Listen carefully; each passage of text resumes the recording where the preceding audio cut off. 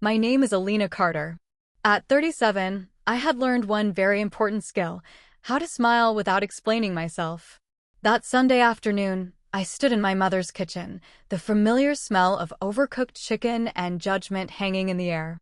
The same house, the same cracked tiles, the same questions served every year like an unwanted side dish. My mother, Linda, leaned against the counter, arms crossed, eyes sharp behind her glasses. She didn't even look at me when she said it. So, she sighed loudly, making sure my aunt and cousin could hear. Still single at 37? Don't you get tired of being alone? The room went quiet. I felt it, that familiar tightening in my chest. The one that used to hurt. The one that used to make me feel small. But this time, it didn't. I smiled. Not the forced kind. Not the defensive one. A calm, steady smile. Actually, I said softly, meeting her eyes, I've been married for 3 years. The silence that followed was deafening. My aunt dropped her fork. My cousin's mouth fell open. My mother blinked like she'd misheard me. Don't joke about things like that, she snapped. I'm not joking, I replied. And, just like that, the balance of power in the room shifted. But to understand why that moment mattered so much, you need to know what came before it. Growing up, I was never enough for my mother. Not pretty enough. Not social enough. Not married enough. While other girls were praised for engagement rings and baby bumps, I was praised only when I stayed quiet. When I didn't embarrass her. When I didn't remind her that her daughter was falling behind. By my late 20s, family dinners became interrogations. Any new man? Why are you so picky? Don't wait too long, Alina. Men don't want old women. Those words stuck to me like stains I couldn't wash out. So when I turned 30, I did something radical. I stopped explaining myself. I moved to another city for work. A good job. A felt like mine. Apartment. I limited calls. Finally. Short visits. Polite distance. That's when I met him. Ethan. He wasn't loud. He didn't try to impress me. He listened. Really listened. To the things I never said out loud. We met at a small bookstore cafe. I was reading alone as usual. He asked if the chair across from me was free. We talked for hours. About books. About loneliness. About the pressure to become someone else just to be accepted. For the first time in my life, I didn't feel like a problem that needed fixing. Our relationship was quiet. Intentional. Private. And when we got married, just the two of us at a small courthouse, I didn't tell my family. Not out of spite. Out of peace. I knew they wouldn't celebrate it. They would question it. Criticize it. Find flaws. Ask why he wasn't richer, louder, more impressive. So I protected what was mine. For 3 years, Ethan and I built a life away from noise. Away from judgment. Away from my mother's expectations. Until that Sunday. Back in the kitchen, my mother laughed sharply. You expect us to believe you secretly got married, she said. To who? Some imaginary man? I reached into my purse and pulled out my phone. I didn't rush. I didn't argue. I simply unlocked the screen and turned it toward her. Our wedding photo. Ethan's arm around me. My head resting on his shoulder. The happiness on my face so real it almost shocked me too. My mother stared at the screen. Her lips parted, then pressed together. This isn't real, she whispered. It is, I said. And it's been real for a long time. Why wouldn't you tell me? She demanded, her voice rising. I'm your mother. I looked at her, really looked at her, and for the first time I felt no fear. Because you never asked if I was happy, I replied. You only asked why I wasn't married. The words landed hard. The room stayed silent. No one defended her. No one laughed. My aunt cleared her throat. My cousin looked down at her plate. My mother had no response. For the first.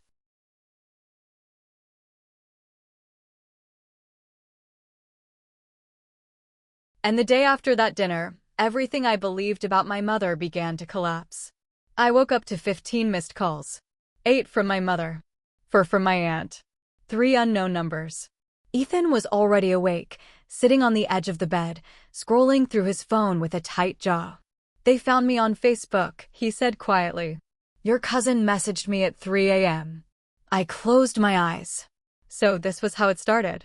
I called my mother back, not because I owed her an explanation, but because I needed to hear her voice. I needed to know if the woman who raised me was capable of hearing the truth. She picked up on the first ring. "How could you humiliate me like that?" she shouted. No greeting. No concern. Only rage. I held the phone away from my ear for a second, then brought it back. "I didn't humiliate you," I said calmly. "I told the truth. You made me look like a fool in front of the family." "No," I replied. "You did that to yourself." There was a pause. Then her voice dropped, dangerously calm. "You think you're better than us now because you married some stranger in secret?" "He's not a stranger," I said. "He's my husband." "You robbed me of my right," she snapped. "A mother deserves to know these things." I almost laughed. Did I deserve to be respected? I asked. Did I deserve not to be mocked for years? Silence. Then she said something that cracked something deep inside me. "You were never marriage material anyway." The words were soft, casual, practiced, like she'd said them 100 times before. I felt Ethan's hand squeeze mine. That was the moment I realized something terrifying. She never wanted me to succeed. She wanted me to stay small, so she could feel big. That afternoon, I received a message from my aunt that changed everything. "Alina, you deserve to know something. Your mother never wanted you to marry." I stared at the screen. "What do you mean?" I typed. "Time in my life." The reply She didn't came control slowly. the story. "When you were 19, I did, a but proposal what I didn't came know for then you. was this. A good family. That revealing my kind. marriage was only the beginning. Because the moment I left that house, my phone would start ringing. Messages would pour in. Accusations. Guilt. Demands.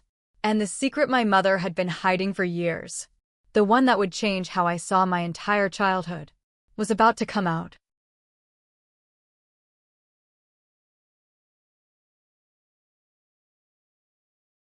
"Boy, your mother rejected it. She said you weren't ready." She rejected 2 more after that. My hands began to shake. I remembered those years. The loneliness. The feeling that no one ever chose me. "You were too focused on studies," my mother had said. "You're too quiet," she'd said. "Men don't notice you." It had never been true. She had hidden the truth. I called my aunt immediately. Why would she do that? I whispered. My aunt hesitated, then said the words my mother never would. "Because after your father died, you became her insurance, her emotional support, her future caretaker. If you married, she would lose control." The room spun. All those years of guilt. All those nights crying, wondering what was wrong with me. It wasn't me. It never was. That evening, my mother showed up at my apartment unannounced. She didn't knock. She demanded. Ethan opened the door. She looked him up and down like he was a mistake. "So you're the man who turned my daughter against me," she said. "No," he replied evenly. "I'm the man who showed her she deserved better." Her eyes snapped to me. "How dare you dig up old stories and turn people against me," she hissed. "Old stories," I said. "You stole my choices. My future." She waved her hand dismissively. "I protected you. You wouldn't have survived marriage back then." I stepped closer, my voice steady but cold. "You didn't protect me. You controlled me." Her face twisted. "You're ungrateful," she spat. "Everything I sacrificed." "I didn't ask you to sacrifice my life," I interrupted. For the first time, she looked afraid. "Because control only works when silence does." "I want you to leave," I said. "This is my daughter's home," she snapped. "No," Ethan said firmly. "This is our home." That word, our, hit her harder I'd still than be free. anything else. She left without She stared another at word. us, Then that laughed night bitterly. I cried. "You'll Not regret because this," I she missed said. her. "When But he leaves because you I like finally everyone mourned the else." mother I never I had. smiled. The next The day, same I calm blocked her smile number from the kitchen. Family members "He won't," took I said. sides. And Some even called if me he, heartless. Some apologized for not seeing it sooner. But for the first time in my life, the noise didn't control me. I chose peace. What my mother didn't know, what she couldn't imagine, was that her biggest secret wasn't the proposals she hid. It was the lie she told herself. That without her approval, I was nothing. And soon, I would prove her wrong in a way she never expected. Fall apart. It finally began. For weeks, there was silence. No calls. No messages. No guilt-filled voice notes forwarded through relatives. I expected chaos, but instead, I found something far more powerful. Peace. I threw myself into work. Late nights. New projects. Decisions I'd been too afraid to make before. Ethan watched me transform, not with surprise, but with pride. You know, he said one night, smiling, "You've always been strong. You just never had permission to be." That sentence stayed with me. 2 months later, my company announced a leadership expansion. A new regional director role, high visibility, high pressure, high reward. I applied, not because I needed validation, but because I finally believed I belonged in rooms like that. The interview panel was brutal. Questions sharp as knives. They wanted confidence, vision, backbone. I gave them truth. A week later, I got the email. Congratulations. I was being promoted. The salary alone was enough to change everything, but what followed would change more than my life. My name appeared in an industry article. My photo. My role. My achievements. And guess who shared it? My mother. With a caption that made my stomach turn. "So proud of my daughter. She got this from me." I stared at the screen in disbelief. She hadn't spoken to me in months. Hadn't apologized. Hadn't acknowledged the damage. Yet there she was claiming my success like she hadn't tried to suffocate it. That's when I knew. Silence was no longer enough. She grabbed her purse and stormed out. No one followed. Later that night, my cousin pulled me aside. "She's always been like that," she said. "You were just brave enough to say it out loud." I drove home lighter than I'd felt in years. At home, Ethan waited with 2 cups of tea. "How was it?" he asked. I smiled. "Final. But closure has a strange way of opening new doors." Because 3 days later, I received a letter in the mail. Handwritten. From my mother. Inside was an apology. Not the dramatic kind. Not perfect. Not complete. But real enough to matter. She didn't ask for forgiveness. She asked for time. I folded the letter carefully. Some stories don't end with revenge. And They this end is with where my boundaries. story finally And the comes biggest home. victory of my life I didn't reply wasn't to my my mother's marriage letter right or away. my promotion, Not because or I was public angry. truth. Not It was because I this. wanted to punish her. I no longer but needed because her for the approval first to time in my breathe. life, I was choosing myself before choosing peace for others. Weeks passed. Life moved forward in a way it never had before, steady, honest, grounded. Ethan and I traveled. We laughed more. We talked about the future without fear creeping into every sentence. One evening, as we sat on the balcony watching the city lights, he asked me something simple. "If she changes, would you want her back in your life?" I thought about it carefully. "I don't want the old version of her," I said. "I want a new relationship. Or none at all." That was my boundary. And boundaries, I learned, are not walls. They are doors with rules. 2 months later, my mother asked to meet. Public place. Coffee shop. Daytime. I agreed. She arrived early. Smaller somehow. Older. Less sharp around the edges. She stood when she saw me.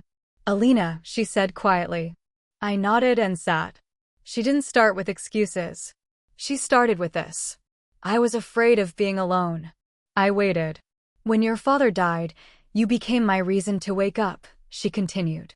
"I didn't realize I was turning you into my cage." Her eyes filled with tears. "I thought if you stayed unmarried, you'd stay close." I didn't see how cruel that was. I took a slow breath. "For years," I said, "I thought something was wrong with me." "I know," she whispered. "And that's the sin I'll live with." She didn't ask me to forgive her. She asked me what I needed. "I need honesty," I said. "And respect. No control. No guilt." She nodded. "I can try," she said. "I won't promise perfection." "That's enough," I replied. Because healing doesn't require perfection, only effort. That night, I wrote a post online. Not naming names. Not exposing anyone. Just the truth. About being judged for timelines. About invisible control disguised as love. About choosing peace over approval. It went viral. Thousands of comments. Women. Men. People who had lived the same silent pressure. I thought I was alone. "This is my mother. Thank you for putting words to my life." I realized then my story wasn't just mine. It was borrowed courage for someone else. On my 38th birthday, Ethan surprised me. A small gathering. Close friends. Laughter that felt earned. My mother sent a simple message. Happy birthday, Alina. I hope today is gentle with you. No guilt. No ownership. Progress. As I blew out the candles, I made a wish I never would have dared before. That I would never shrink again to make someone else comfortable. If you take anything from my story, let it be this. You are not late. You are not broken. You are not selfish for choosing yourself. And sometimes, the most powerful revenge isn't proving them wrong. It's living so fully that their voice no longer lives in your head. I smiled. Not for them. For me. And this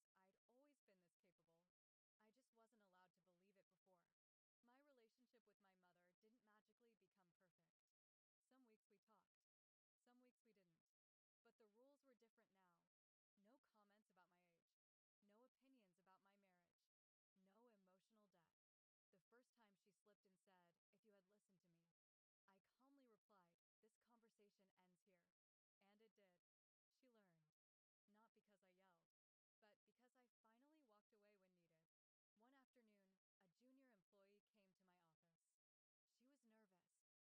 new office, glass walls, city skyline behind me. The woman looking back didn't look like someone who had finally caught up. She looked like someone who had arrived exactly on time. My workdays were full now. Meetings, decisions, responsibility. People listened when I spoke. Not because I was loud, but because I was clear. Funny thing is, I'd always been this capable. I just wasn't allowed to believe it before. My relationship with my mother didn't magically become perfect. Some weeks we talked. Some weeks we didn't. But the rules were different now. No comments about my age. No opinions about my marriage. No emotional debt. The first time she slipped and said, "If you had listened to me," I calmly replied, "This conversation ends here." And it did. She learned. Not because I yelled, but because I finally walked away when needed. One afternoon, a junior employee came to my office. She was nervous, twisting her fingers the way I used to. "Can I ask you something personal?" she said. "Of course. How did you know when to stop living for others?" I smiled. "When it started costing me my peace." She nodded, eyes wet. I realized then, we never know who is watching us choose ourselves. Ethan and I celebrated our anniversary quietly. No big posts. No announcements. Just a handwritten note he slipped into my bag that morning. "Thank you for choosing your truth. I'm honored to walk beside it." I kept that note. Some things are too sacred for noise. A year later, at another family gathering, something unexpected happened. My